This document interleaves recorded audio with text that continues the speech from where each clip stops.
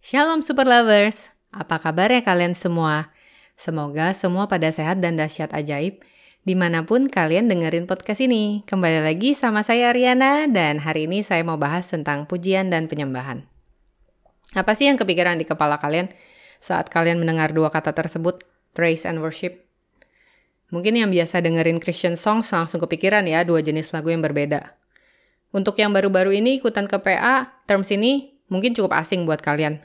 Apalagi kalau kalian nggak biasa dengan atmosfer dan kaget lihat orang-orang semangat dan gencar betul nyanyinya, walaupun kita cuma ketemuan di Zoom.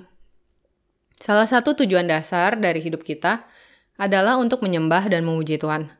To worship and glorify Him. Kalau bukan Tuhan, pasti ada aja dalam hidup kalian menyembah dan memuji hal lain. Uang, pekerjaan, pacar, ambisi, hobi, dan sebagainya. Rasanya pasti ada aja yang kurang terus, selama kita masih memuji dan menyembah Allah lain selain Tuhan. Iya, kita pengen memuji dan menyembah Tuhan nih. Tapi bingung, ntar malah dipanggil sama temen-temen, gila lu freak banget nih. Atau enggak kayak aku, pemalu orangnya. Udah gitu kalau nyanyi rada-rada kerendahan gitu deh. Atau enggak ada temen-temen yang ngerasa aku tuh kok nggak biasa banget ya gini-ginian. Gimana nih? Sebenarnya ya, kalau kalian pikir-pikir, pujian itu adalah sebuah doa yang secara langsung mengakui bahwa Tuhan adalah Tuhan. God is God. Kita memuji Tuhan karena Dia Tuhan. Dia pantas banget luar biasa untuk dipuji. Pujian adalah bentuk dari iman kita. Bahasa Inggrisnya, faith is pure praise. Ini definisi yang aku ambil dari KGK 2639. Aku ada proposition nih untuk super lovers tercinta. Cailah. Apalagi kalau ada yang merasa susah untuk buka hati. Saya tantang kalian semua untuk menjadi lebih berani. Ntar kalau kita memulai kegiatan apa-apa, terus ada pujian dalam bentuk lagu dan nyanyian, beneran nyanyi, beneran joget, beneran tepuk tangan. Bener-bener do it wholeheartedly. Kenapa? Karena pujian kan ngomongnya bagus-bagus dan positif-positif gitu. Terus body language juga beda. Kalau muji orang tercinta ngomongnya kan nggak mungkin nadanya nggak enakin atau nggak pedes gitu. Pasti ngomongnya bagus, senyum, mukanya juga enak, suaranya juga enak. Karena tujuannya kita mau kasih tahu how precious orang yang kita puji. Terus kalau udah gitu, mood kan juga lebih enak, badan nggak tegang, kepala nggak berat, semuanya tuh lemes gitu. Let go. Jadi kalau kita mikirin bagus-bagus, ngomongin bagus-bagus, sikap badan terbuka, super lovers pun jadi lebih siap juga untuk menyambut Tuhan. Ini ada background science-nya loh. Gue tuh gak cuma asal ngomong. Sikap badan kita membantu untuk mengubah mood. We can definitely trick our brain. Cobain aja deh.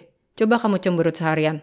Biarpun mulainya gak bete, pasti setelah beberapa jam, super lovers sudah jadi bete. Maka dari itu, kalau meditasi kan juga diajak menarik nafas. Lemaskan otot-otot, bukan kencungin otot-otot gitu loh. Aduh. Ya, jadi gimana sikap tubuh kita? Demikianlah suasana hati kita. Coba deh kita ingat-ingat.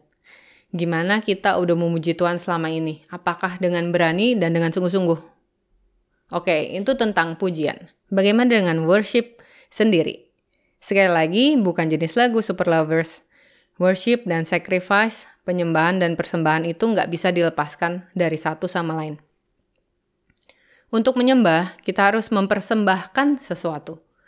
Jadi ini pun bentuk dari iman kita kepada Tuhan. Tuhan ya nggak butuh lah aneh-aneh, sesajen muluk-muluk, nggak butuh dah. Kita persembahkan apa aja yang menjadi milik kita. Di Roma 12 ayat 1, Rasul Paulus menasihati kita, para super lovers yang lagi dengerin podcast ini, untuk mempersembahkan tubuh kita sebagai persembahan yang hidup, yang kudus, dan yang berkenan kepada Allah.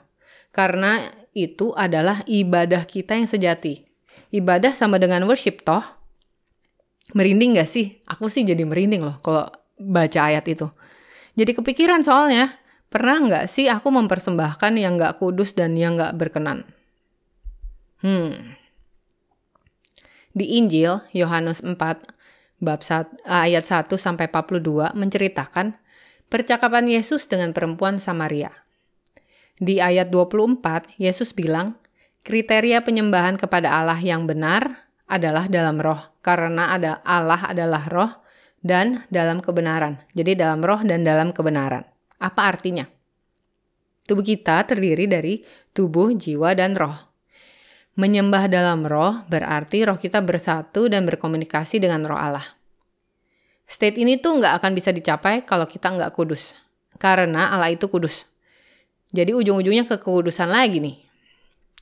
Terus kalau dalam kebenaran itu berarti satu-satunya jalan menuju Allah yang melalui Yesus. Yesus sendiri yang ngomong ke Thomas di Yohanes 14 ayat 6, kalau dia adalah jalan dan kebenaran dan hidup.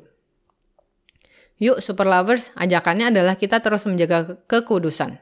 Gimana nih caranya? Kekudusan itu dimulai dari dimanapun kita berada saat ini, apapun situasi kita. Kalau kalian student, ya mbok belajar bener-bener, inget Tuhan kita. Nilai lu bagus, lu yang seneng, keluarga seneng, papi mami seneng, semua seneng. Nah, kalau udah ada pekerjaan, udah bekerja, lakukan yang terbaik sebagai persembahan untuk Allah. Bukan untuk kepuasan diri sendiri aja, atau kepuasan manajer. Kalau bersih-bersih rumah, bersihkan dengan sepenuh hati seperti untuk Allah. Unsolicited advice, warning dulu nih. Mungkin boleh juga kerjainnya tuh senang hati gitu ya. Nggak sambil komplain-komplain kalau rupanya orang rumah yang lain agak cuek. Sambil doa Bapa Kami, Salam Maria aja tuh. Atau sambil dengerin lagu playlist Praise Songs R19. Tadi kan udah di-share. Intinya diberani berkorban dan sungguh-sungguh ikhlas. Kalau kalian orang tua, didik anak-anak kalian dan bina rumah tangga kalian karena kita ingat bahwa semuanya adalah berkat dari Tuhan. Di Kolose 3:23 berkata, "Whatever you do, work at it with all your heart." Wholehearted tuh, as working for the Lord, not for human masters.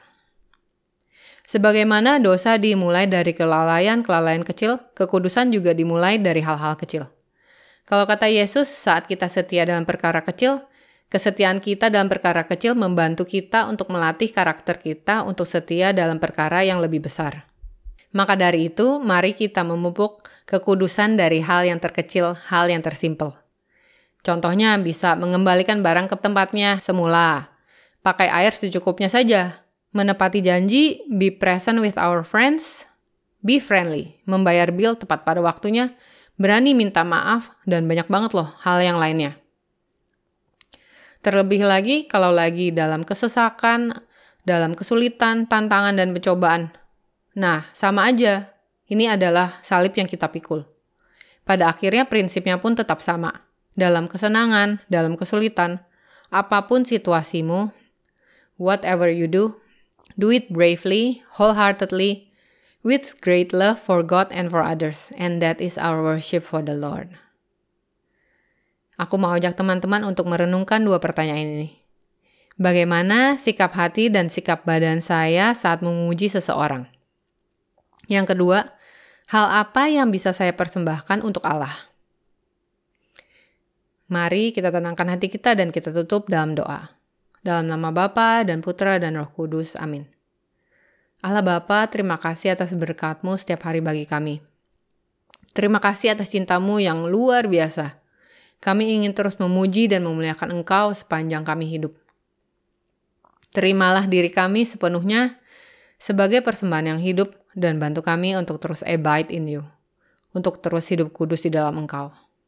Mother Mary, pray for us. Father Joseph, pray for us. In holy and mighty name of Jesus, we pray and give thanks. Amen. Dalam nama Bapa dan Putra dan Roh Kudus. Amin. Demikianlah episode 4 dari podcast Super Love. Thank you sudah mendengarkan. Nama saya Riana dan sampai jumpa di episode selanjutnya. God bless.